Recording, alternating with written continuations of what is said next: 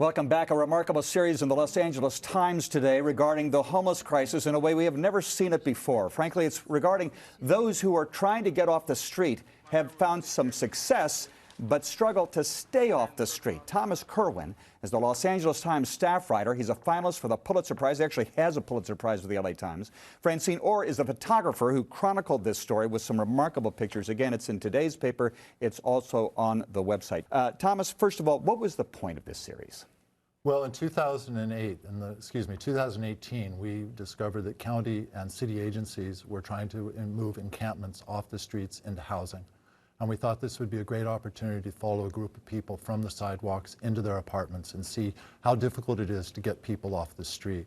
At a time when homelessness is a defining crisis in Los Angeles today, this seemed to be a very important story. What did you find? Well, we found that it's still very hard to get people off the street. And then as we followed them off the street to these apartments, we discovered that it's equally difficult to keep them in housing. Why? Health crisis is the major reason.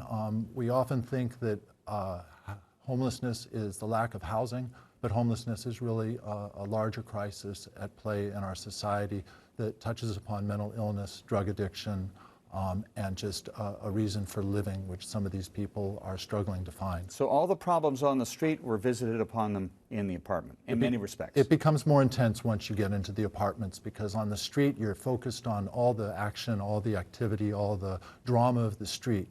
Once you get behind a closed door, you have to live with yourself. And many of the people there had a sense of freedom that they don't have when they have housing, because there are rules that they didn't have to obey, frankly. Exactly right.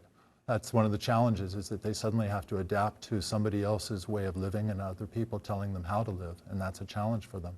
Francine Orr, what was your goal in articulating the point of view of these individuals through photography? I just wanted to be present. Tom and I spent countless hours sitting on the sidewalk listening to people. And that's something that I don't do every day. I've documented homelessness with many, many reporters at the LA Times, including Gail Holland, Steve Lopez, Doug Nathaniel Smith. Ayers, yes, remember exactly, that case. Exactly, and countless photographers at the LA Times has done the same. This piece is different. We didn't just drive past a tent or spend just minutes with people. We actually pulled up chairs, sat for hours upon hours and listen to people. And we also documented just everyday things that people, people go to church when they're homeless. They cook, they clean. They're human beings when they're living on these people are human beings. Right. And for those out there interested in how a photographer, how a photojournalist gets access, it's personal relationships. Absolutely. It's not just the picture taking, it's how to get into a position of trust. That's right. I love the work that I'm doing on the street right now with my camera. It calls to my higher self. I get to be present with people. I get to listen to people. I get to give people a voice. People need to be heard. I get to be brave sometimes. And I get to meet fascinating people. Every single person has a great story. Now, this was 6 individuals, 39th place in Broadway. Why did you pick that encampment? When we first discovered 39th Street and Broadway Place, we met a number of people, Big Mama, Top Shelf, Dwayne, Horace, Wendy, Keith, and discovered a very discrete group of people that weren't necessarily spread out over a couple of blocks, who were living in a tight little community.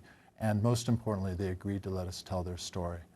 We had visited another encampment, and it was a little bit more scattered, and the vibe of that particular encampment was a little more edgy, a little less welcoming.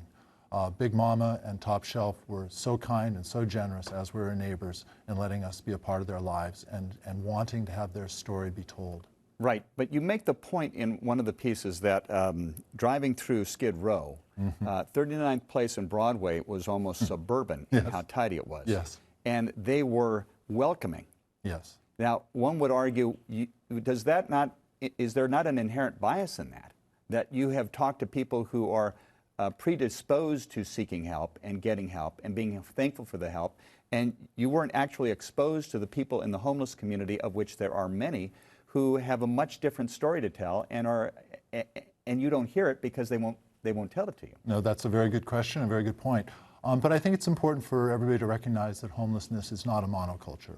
There's just not one set group of people who are homeless. Skid Row has its own problems based on the congestion and but the do density. do we treat it as a monoculture in terms of the Yes. of how we try to deal with it? I think it is. Why? And I think we often do. We drive by these camps and we look at them from a distance. We don't get out of our cars. We don't walk up and introduce and get to know the individual stories and the individuals who are part of this crisis. And this was the point that we went. This was what we aimed to do with our stories, was to introduce our readers and to the homeless on Broadway Place and tell their unique stories. But, you know, I found it somewhat depressing. You make the point that of the 6 individuals that you followed, 5 are in shelter now. But it looked like a Herculean effort to get them to shelter, to accept it, to live by the rules that require density living for people to maintain some sort of semblance of civility. And you multiply that by the tens of thousands on the streets of LA County. How do you get your hand around this?